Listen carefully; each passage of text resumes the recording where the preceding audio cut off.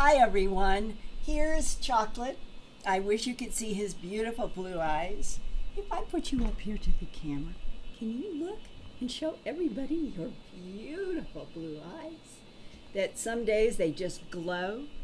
Yeah, I'm telling you, I love Chocolate and Fluffy. Fluffy's running around, and now I'm going to add Chocolate to running around with Fluffy, but at least you got to see him. And I just got back from AlienCon that you've heard about for a year yesterday at 3:30 a.m. because of plane delays out of LAX and Los Angeles. So I laid down for like a 3-hour nap and got back up and having to pack, unpack and pack again because tomorrow in the morning I'm flying to Toronto for Toronto MUFON's Alien Cosmic Expo, June 22nd to the 24th. Well, let me start out with what I'm going to be doing in Toronto, and then what I want to tell you about is the mind-blowing AlienCon in Pasadena. Well, in Toronto on this coming Friday, June 22nd, at the Toronto Airport's Marriott 5-star Hotel, beginning at 8 p.m. to 9 p.m. with audience Q&A we'll have after the 8 to 9 program, so it'll be another 30 minutes with me. I am going to screen my most recent Earthfiles.com website documentary. I did this as part of a series that I was doing, both short and long, for Earthfiles, and now it is out in a DVD, and it is an hour program that I'm going to present with comments before and after in Toronto. The title says it all. 10,000 BC, Göbekli Tepe, and ancient stone circles. Could they be ET terraforming of our planet? This includes my investigations of crop formation since 1992. The government insiders have told me our mathematical languages and codes laid down on the surface skin of the earth in crops and grasses. That's their interpretation. One barley formation that emerged perfectly precise and clean on June 1st, 2008, came after a very heavy lightning and thunder nighttime rainstorm at Barbary Castle in Wiltshire, England. Nobody could believe it. I talked with one guy who said as he walked toward the crop formation, he had muddy waders that so many people in the UK have up past his knees because of where they parked at the road to walk to where they got the signal that there was a crop formation after the rainstorm had finally stopped. Everything was so muddy that he said it didn't matter that I had waders on. He said I had mud all the way up my jeans, up my shirt, in my hair. It was that muddy. And he said, when I got to the edge of this huge barley formation, I just stood. Linda, it was like a miracle. There was not one drop of mud anywhere. It was glowing in perfect greenness. And this is the famous Barbary Castle that had the number pi laid out in a pattern to 9 digits. I've done a lot of reporting about this at earthfiles.com, my news website. If you do a search in the search bar on the word pi, P, capital P-I, you'll see all the reports that I did in 2008 on this remarkable, miraculous pattern. Well, so we're all caught up with that. How did somebody do this? What does it mean? What is this pattern that could do this, that could define pi out to 9 digits on a horizontal? And then just like puzzle pieces fitting together, that same year of 2008, there were ongoing dragonfly-looking aerial machines that had begun being seen and even photographed over mostly the western United States, and they flickered in and out of visibility and invisibility. Many people seeing something like it was flickering in and out in the sky and rotating at the same time that it was flickering. And guess what? The exact same pattern that defined pi up to 9 digits in the English barley was on extraterrestrial diagrams. That's what the whistleblower scientist who leaked these diagrams called them extraterrestrial diagrams, leaked by a whistleblower who said the Dragonfly drones are extraterrestrial technology that he had been involved in trying to back engineer in Palo Alto, California, underground for the Department of Defense in the 1980s. And then the next night on Saturday, June 23rd in Toronto, beginning at 7 p.m. to 8:30 p.m., I'm going to present my 90-minute keynote entitled Symbols and Binary Code in High Strangeness Phenomena, followed by Q&A with the audience. I love Q&A with audiences. This research connects symbols and patterns from the Roswell crashes of 1947 to the Rendlesham Forest incident in the UK, December 26 to 28, 1980, to a current day U.S. UFO on a road in Georgia, huge, and it had symbols right around its perimeter. And that these symbols match some of what people have seen and sketched for decades. Now, the symbols on surfaces are the same self-activating software concept that the Palo Alto engineer described in the Dragonfly drones. And then on the next day, on Sunday in Toronto, on the 24th, between 1:30 and 3 p.m., I'll be on a speakers roundtable with others that will include Richard Dolan, Grant Cameron, Stanton Friedman, Kathleen Martin, Victor Vigiani, and others. To those of you listening tonight who will be at the Toronto Alien Cosmic Expo, please come up and shake my hand at the Airport Marriott event. And for those of you in the audience tonight who were lucky enough to be in Pasadena at this huge convention center this past June 15th to 17th, you know what a blast of energy it was, like a wave rising, it kept reminding me, and increasing in intensity every hour for 3 days. Laurie Moriarty, who does the work on the YouTube channel with Michael, her husband, I can hear her voice now. Linda, you have 25 minutes for autographs, then you have 25 minutes for photos, and then you have 15 minutes for lunch, and then back to your book table to sign autographs there, and then you need to be in the Civic Auditorium to give your AI, is it an existential threat to humanity speech, and after that you have a radio interview every day for 3 days, from 7 in the morning until midnight. It was like being shot from a cannon. But it was so much fun. And there were 1,000 hugs before then at Contact. Well, here at AlienCon, there must have been 3,000, 4,000 hugs from a crowd that was estimated in the beginning to have been 20,000, 25,000. They said it was bigger than they expected. And the atmosphere, to me, was like New Year's Eve. Expectation of revolution in the air, of a New Year's Day coming soon, in which the people of our planet Earth everywhere are going to bypass the various historic government policies of denial that have not been telling humans the truth, that we're not alone in this universe and never have been. And in fact, several alien intelligences have interacted with Earth for millions of years in the past, and still do to this day. AlienCon was so exciting, so successful, that we're all going to do it again in November of 2018 in Baltimore on the East Coast. So stay tuned at earthfiles.com, at this Earthfiles YouTube channel, and for the latest information. Laurie is great about getting all of our Facebook and Twitter and all of the social media up about what is coming. And let's hope that by November 2018, that we have even more breakthroughs of truths, like the December 2017 New York Times front page about the jet fighter infrared video of UFOs doing mind-blowing movements that defy Earth physical understanding. And one of those jet fighter pilots is U.S. Navy Commander David Fravor, who interacted with the white oval Tic Tac UFO back in 2004. And I have great news tonight.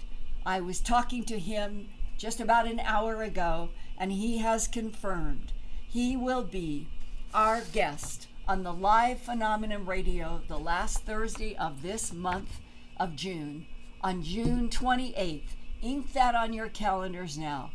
I'll have banner information about Commander Fravor's broadcast with us up at myearthfiles.com by Friday, and Lori will have the information at all of the Earthfiles social media sites and this Earthfiles YouTube channel. These are exciting times. May the truth prevail. Commander Fravor told me just a while ago, he said, Linda, I am so glad that you have asked, because as time goes on, there gets to be confusions about the details. And we are going to give him 2 hours to start at the beginning of what was the first thing that was seen and what happened and what was he doing in the jet fighter pilot and everything that he knows. Phenomena Radio, Thursday, June 28th, 2 hours live, KGRA. Commander David Fravor, the Tic-Tac-Toe UFO. Now, I would like to open up to your questions tonight, and with the deepest appreciation. The questions the audiences ask at the AlienCon were some of the best I've ever gotten. Everybody is learning more, so the questions are becoming more and more sophisticated, and the more you can ask and the more I can learn and report, the better off we'll all be in trying to move from New Year's Eve to New Year's Day, when every person on this planet should be able to talk with each other about what other life there is in the universe, what has truly been happening on this great planet Earth for centuries, and what is happening today with alien intelligences that our government knows about, and that jet fighter pilots have been videotaping in infrared the movement of objects that defy understanding, but they are all in that category of alien intelligence interacting with Earth. I can't think of anything more exciting to investigate or to get your questions about. So, Lori, let's see what we have. So I have 2 questions that are interrelated, so I'll just ask both of them. And before we go there, I'd like to thank Minnesota Folk and Jana Gibson for your awesome super chats. Thank you so much. Okay, so here's the first question from Laura. How do you feel about the new space program Trump signed? And the second question from Drew, I wondered whether this was forming a cover story to speed up the release of knowledge of an actual force, i.e. integrating an existing one into the new one so that it seemed normal. These are really good questions. Now, if you go to Earthfiles, you will see that I did a report about the first, we'll call it Trump, I want a Space Force discussion in March. And then I updated it with this new call to General Dumford, chairman of the Joint Chiefs of Staff. And that was when Trump just kind of turned to him and said, will you do this for me? And General Dumford said, we've got it. Well, the question now is, what have they got? To add a new force, a space force, to the Air Force, Army, Marines, Navy, and so forth, it has to be a congressional approved authorization.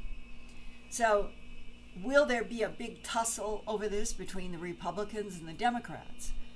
Or will the president and General Dumford and others come up with a really, really solid explanation for why we need a Space Force?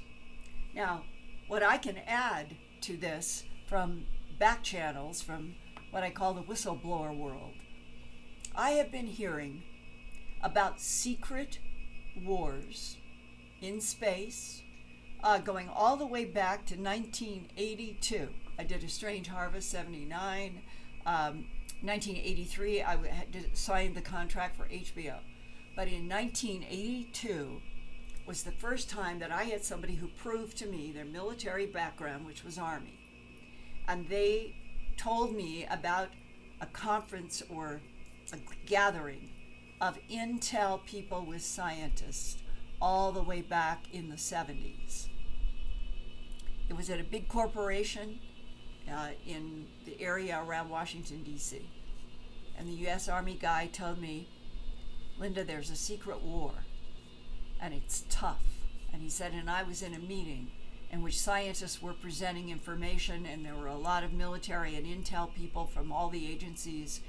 And he said, and when the meeting closed and everybody was going out of the door, he said, I had been trained, you always get to within 3 feet of the inside of an office where the door swings to the outside, because in those 3 feet, as you're walking out of a room, you're in the psychological classified air that you've been in those 3 feet, walking up to the door, and you seize about 3 feet outside of the door. It then changes to a different atmosphere. He said sometimes you can learn a lot in those 3 feet going into the door. And he said, so I stationed myself, and I heard the general, a real general, not somebody pretending from the CIA or NSA to be a general. He said this was a real general talking to a real scientist, because a lot of intel people masquerade as scientists. He said this was a real scientist, and the general said, well, how do you think Earth's secret war is going? And that scientist at that time in the 1970s answered, it's futile. A decade later, you have the Reagan administration, you have Edward Teller in charge of Star Wars, and what is it that Reagan is talking about?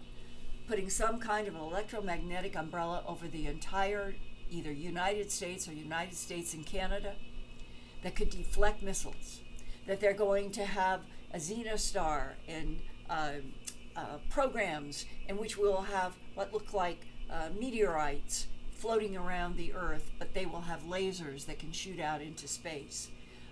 Brilliant Pebbles was the name of that. And that all of that, the so-called Star Wars program, it was always explained to the world public as being about the Soviet Union. The whistleblower who talked to me about the meeting where he heard the discussion of the secret war said it's not about Russia, it's about alien intelligences that we consider to be potential threats. And that is what Star Wars and Edward Teller's work of Xenostar and Brilliant Pebbles and much, much more was about. Well, then that administration comes to an end and more come, and then we don't hear about those programs. Well, today in 2018, I think that when Trump says he wants a space force, we have an Air Force, I want a Space Force, it's the same reason, that there are some kind of threats, that there is the potential for some kind of conflict, and that the space war would be in the Space Force that would be specifically trained to deal with something that is unidentified and its abilities not known to Earth humanity yet. Now, I think that the government has hesitated to say all of this straightforwardly because they think you, I, and everybody will panic. Well, I don't feel like panicking. I think that the answer is to tell us the truth. What do they know? Who are our allies? Who are enemies, potential or otherwise? So that we know. And then we begin to have faith that there are allies that are helping us right now, that they will be helping us, whether we have a Space Force, whether the Space Force is orbiting our Earth or it's put on the moon or on Mars or on everything. And then the Space Force will be our collaboration with some kind of advanced intelligence to protect Earth and humanity. And I think if everybody knew that, and that we're still here because they've been allies to humans for a long time, it would make everybody feel better, not be afraid. So maybe Trump is trying to psychologically get everybody into this frame of mind. We need a space force because, just like the big headline in the New York Times, December 16, 2017, it was about an advanced aerospace threat identification program led by Luis Elizondo, and then a story about David Fravor, commander in 2004 on the UFO Tic Tac, and another infrared, and maybe we're going to start learning a lot more about what jet fighter pilots have encountered. And I don't find that scary. I find it strengthening. I think it's strengthening to talk with Commander Fravor, to hear what he saw happen and experienced. Let's have a whole bunch more of this occurring everywhere.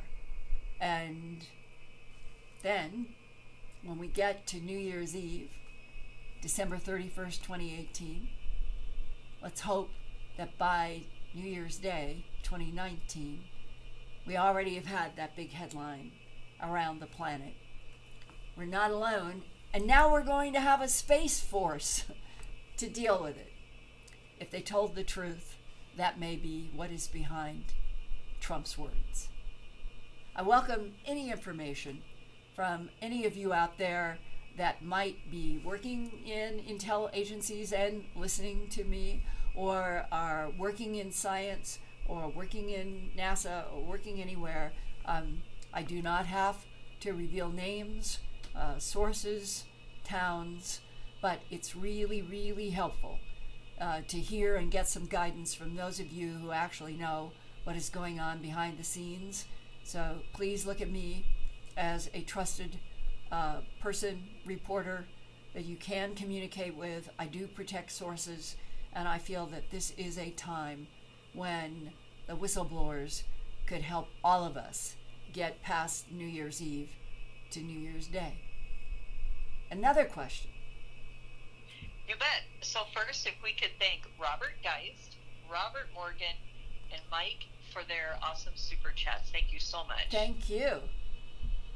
So here's the question. Please ask Linda if there is an AI signal in our Earth's magnetic field, like Corey Good said. What does she think of the validity of that? Do you mean Corey Good male? The male Corey Good? Who is the female? Okay, so that is a question from Matt. Matt, can you clarify for us on chat? Matt says yes. It is, okay.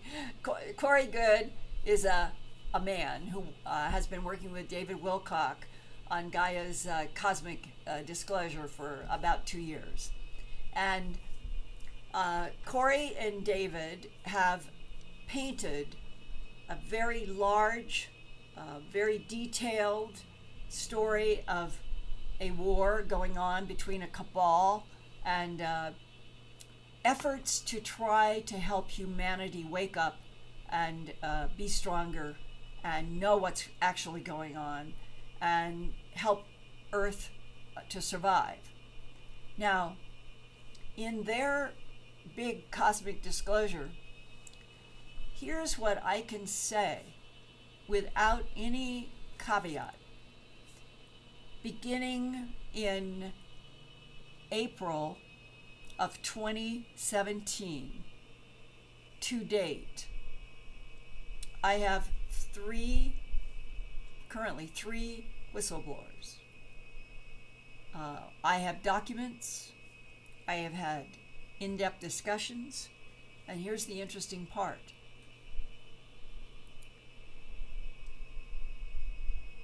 They are not public yet. I hope that will be possible. They could face retaliation because they are still working in special ops. But the details that they tell me about ancient artifacts 2 miles under the ice in Antarctica, accessible by submarine routes, the northern hemisphere of Mars in the Cydonia area where the big face is carved, and there's a pyramid, and the backside of the moon, and the interior. We know apparently a lot about the interior of our moon that the public has been denied. That all three relate to advanced intelligence, building, terraforming, harvesting genetic material, mining from this solar system for millions of years. Where they dovetail into Corey Goode and David Wilcox is especially about the matching ancient artifacts, Moon, Earth, and Mars, and the concept that we have been time traveling, I think with alien help, since at least the 1970s. The first time travel report that was given to me firsthand by a firsthand experiencer was 1988. This is way before anything that has occurred in the last 2 to 3 years in the 21st century. So in 1988, I was hearing firsthand about a physicist who had traveled to Mars, time travel experimentation that they were doing. So in bits and pieces, over the last 40 years, I've been exposed to pieces that are now beginning to come out in much greater detail from whistleblowers who have proved to me that they are who they are with military records. And then the big story of cosmic disclosure that Corey and David are unfolding based largely on Corey's laid out experiences, but for reasons that might have to do with fear or non-disclosure agreements, they haven't been able to put out the real photographs and the real pieces that you would think could be evidentiary. But then everybody has that problem. So we come to the two sides answer to your question. What Corey and David are describing in big terms, I'm getting some support on some aspects from people that I can prove, if we can ever go public, who they are. In between, there's this growing curiosity. The public should be asking thousands of questions. What is in Antarctica that so many officials, authorities, a Vatican representative, Buzz Aldrin, have been going down to Antarctica? And even Buzz Aldrin, it was medevaced out last year and tweeted to the world, "I have just seen the face of evil." What is the face of evil in Antarctica? Some people say it's actually Atlantis, and that Atlantis was dominated by something that was not positive. Well, if the government has this information and has been going there for 15 or 20 years and knows, show the world. Let's see what Buzz Aldrin's definition of the face of evil is. How are we going to be protected as we go into the future through the 21st century? How are we going to be protected in our own lives, in our own souls, if we're not shown the truth about what our own government considers to be evil? What is evil? We need to have all of this laid out to us and let the chips fall where they may, is my feeling. And then we might then be on a world where all of us would start having the same language about the whole issue of other life in the universe, what agendas are, what prime intelligence is versus androids, cyborgs, clones. It's my impression, and it's increasingly so, that so many of the beings that have been found in crashes in so many countries around the world, they were clones or androids or cyborgs. Who is the prime intelligence that makes the clones and the androids and the cyborgs that are sent here? We need to know all of that. It's, to me, why be afraid? We're still here. Nobody has been wholesale attacking the earth. Let's learn the truth. Let's learn the details. Let's be able to talk with each other about real haunting things in our own lives, the people with abduction experiences and all the others, without being afraid of retaliation and sarcasm, without being afraid of retaliation from our government. It could be really a beautiful spring cleaning if we could just get to the truth around the world all at the same time. That's my hope. That's what I hope. We have a New Year's Eve, and it breaks to a New Year's Day with all of this out in the open. So let's try for that. Let's see. It's 8 o'clock, and why don't we take another question? No problem. We have two more people to thank. Minnesota Folk and Robert Morgan. Thank you so much. Here's our next question. Thank you. And this one's from Minnesota Folk. She actually had two, so I'll throw both of them at you. The first one is, wow, a war in space. Lori, please ask Linda, how does she stay so positive with all the information you hear over the years? And her second part of the question is, does Linda think there's merit to the story of the Phoenix Lights in 1997? Let me start with Phoenix. I did so much reporting on that. I interviewed so many people, and here is what the real event was in the night that the military then tried to clobber with misinformation later in the night. The real event began around 7 o'clock. Multiple people in various places saw what was estimated to be a 2-mile long triangle. Huge, as low as 1,000 feet. One family in a car, the father was an engineer. He saw this thing coming. He said to his family in the car, when I give you the word, you start counting seconds. 1 steam engine, 2 steam engine, 3 steam engine. And this big, huge black, like black metal is what they all said, came. The father yelled, start counting. All 5 people in the car are counting. It took the time to go over the car that the father calculated. It was 1.8 to 2 miles long.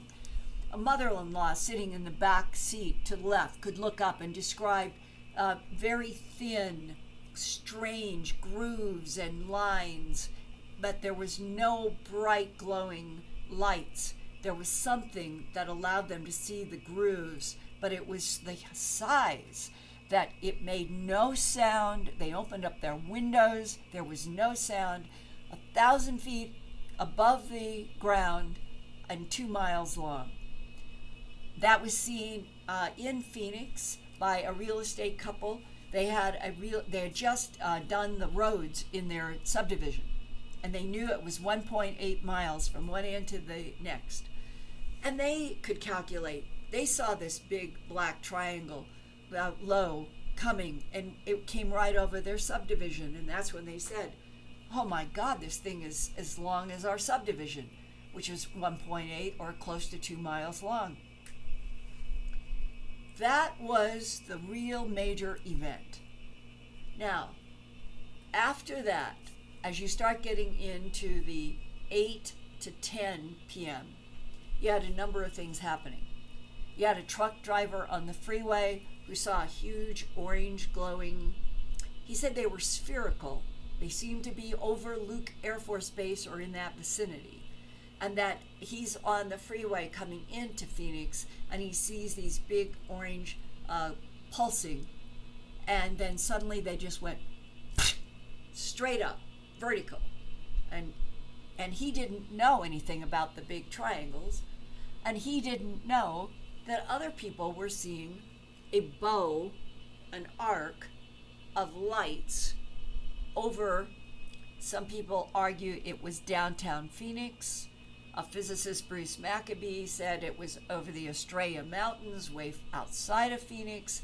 All of this confusion about where were these arc of lights that made national television by that time at night.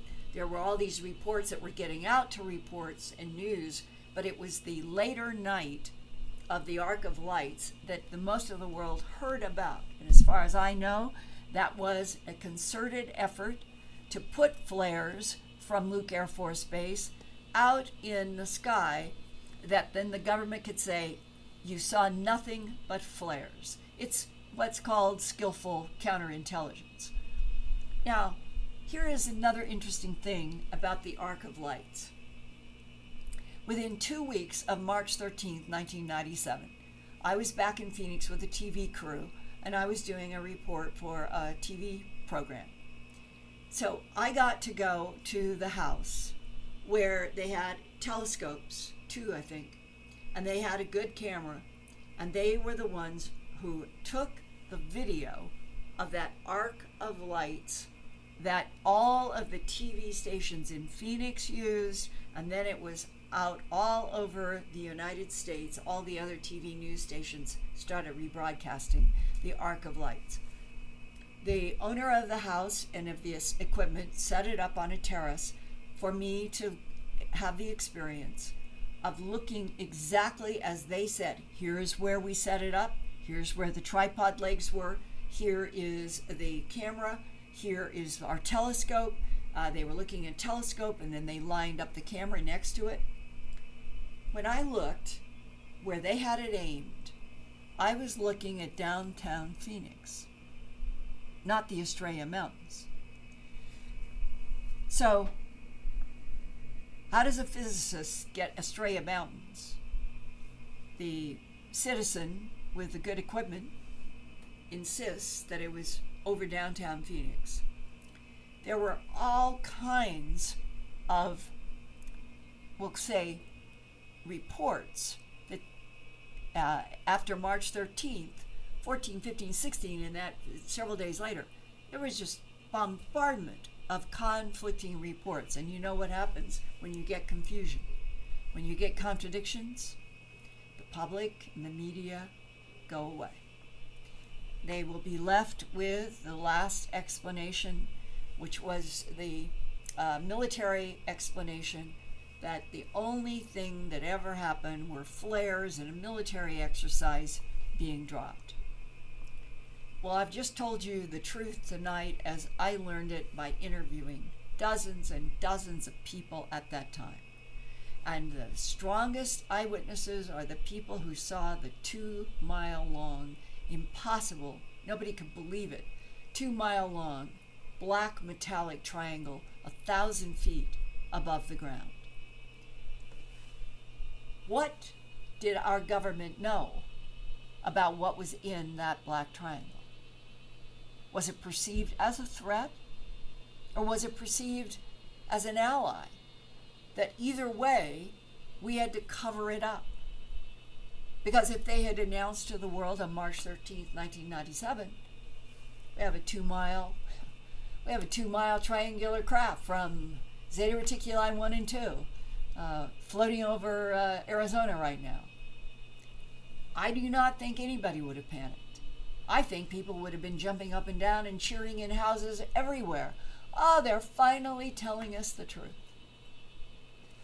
On the other side of telling the truth are the facts of what was really inside of that black triangle. What was really in control of those big orange lights that went up vertically. What are the agendas? And Phoenix was real, but it was muddled by counterintelligence toward the end. Now, the other question that you asked, I believe, if I'm remembering, Lori, it was, if there is a threat in outer space, why can I feel positive? Is that Correct. Yes. I think tonight that the best way I can answer that really good question is think about me alone in a pasture in Colorado, walking around a bloodlessly mutilated cow with no tracks around it on a dusty ground, meaning it had to have been put down there from the air. With law enforcement telling me straight to my face, and not on camera, Linda, the perpetrators are creatures from outer space. And my being determined to gather tissue so that pathologists could study it, collect grass, soil, so that a biophysicist could study it, looking up at the sky and thinking, boy, I'm the most vulnerable creature. If they want to take me, they can. Government, ETs, anybody. And that was 40 years ago. And I did that in about 30 animals. And I was in a lot of strange places. I've been in dangerous places. I've been in dangerous situations. I'm still here.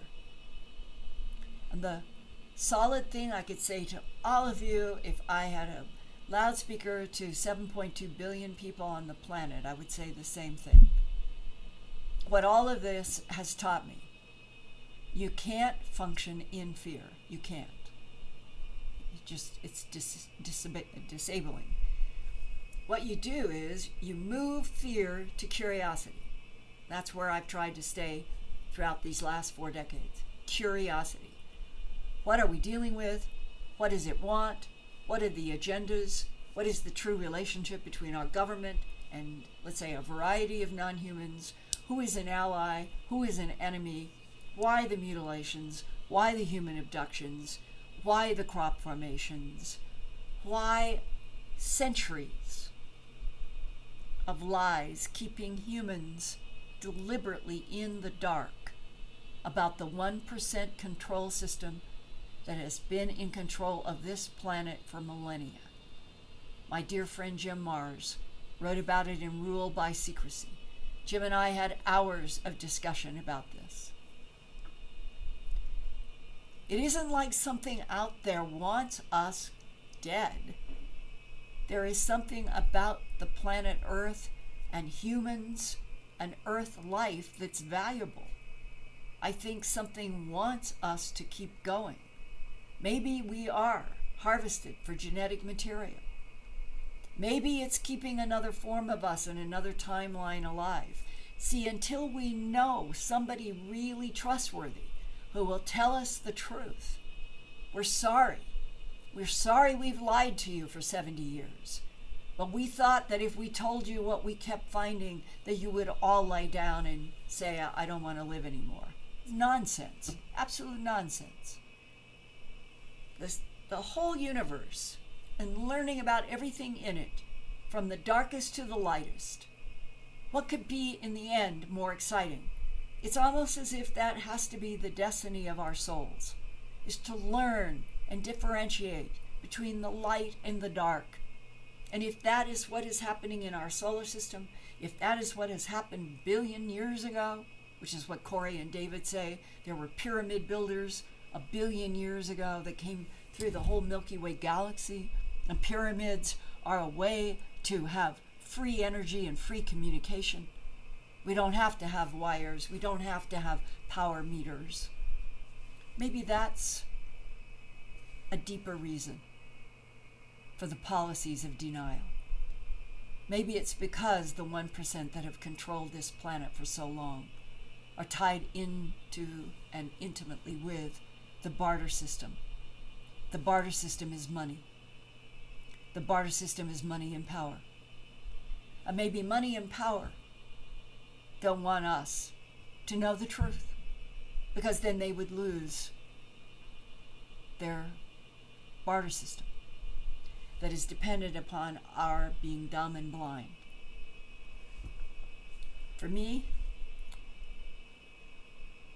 I think that what is happening in this revolution is exactly what is happening Wednesday nights here on the Earthfiles YouTube channel. An increasing number of you are doing a handshake with me. I'm a humble reporter. That's what I am. But I really, really have wanted to know what the truth is. So for 40 years, I've been trying to answer the questions that you're asking me tonight. And somehow, this new synergy, because of the ability to work digitally and on the web, is giving us the ability to have discussions about questions that even 5 years ago, I can tell you for the truth, 5 years ago, people were not asking these questions. They were afraid to. I'm not afraid to go out into a pasture and investigate a mutilated animal, and neither should you be. I'm not afraid to interview people in the abduction syndrome. I find great knowledge and information, and they feel a relief to talk with people who do not judge them.